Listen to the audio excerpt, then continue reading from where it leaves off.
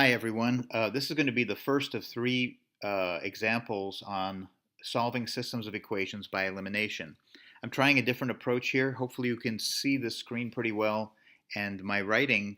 The only problem with this approach is that it's going to show my writing in its worst, um, it's the worst version of my writing, but it may be a decent video anyway. So let's try this. In the first example here, we're taking a very straightforward example of elimination.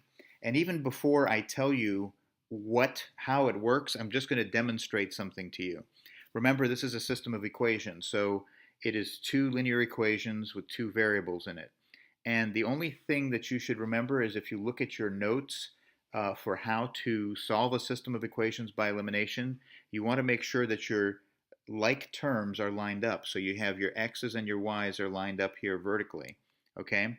So now, if you just look at what happens if we add these two equations, the actual equations together, here's what happens. You get x plus negative x, that's going to be 0, right? Then you're going to have negative 3y plus 6y. So 6y minus 3y is going to be 3y. And then you're going to have negative 5 plus 11, which is going to be 6. So 3y, see how I undo that. Here we go. 3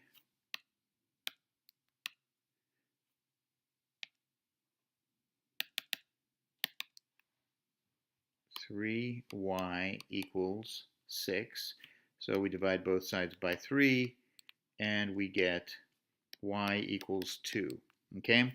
So let's go back and let me explain what happened here.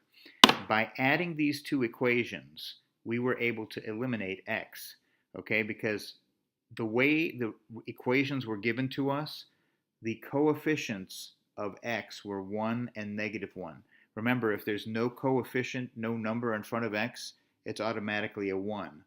Here in the second equation, that negative x is a negative 1. So they already gave us two equations where the coefficients were opposites of each other, the 1x and the negative 1x, so that when we add them, we eliminate one variable. If you remember in solving systems by substitution, we're always trying to eliminate one of the variables so we can solve for the other first. So now going back down to our solution here, we're halfway done because remember the solution to a system of linear equations is an ordered pair. And an ordered pair has an xy value, and this is the y value. So let's see if we can calculate the x value. So all we have to do is rewrite one of these equations. I'll rewrite the first one, and in place of the y, I'm going to write 2. So I'm going to take this x minus 3y equals negative 5. I'm going to rewrite it with x minus 3 times 2 equals negative 5. And now we're back down to one equation with one variable, so we can solve that. Let me clean up this little mess here for a second. And now we just have to solve this for x. So we can say x minus 6 equals negative 5. We can add 6 to both sides, and then we get x equals positive 1. Okay, so our ordered pair is 1, 2, because the x value is 1 and the y value is 2. And now if we want to, we can go back and double check. So we're going to take both equations and rewrite them, but instead of writing x and y, we're going to write 1 and 2. So we'll say, for the first one, we'll say 1 minus 3 times 2 equals negative 5. Now, to be honest, I don't know if this is going to be true, but we're writing it the way that the equation was given to us.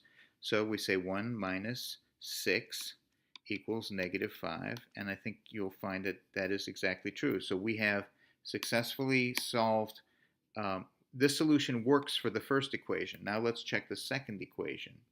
All right. So the second one up here is negative x plus 6y equals 11. And now we're going to rewrite this with the x and y value. So we'll say negative 1 plus 6 times 2 equals 11. and that's going to be -1 plus 12 equals 11, and that's definitely true as well. So now you can see that we've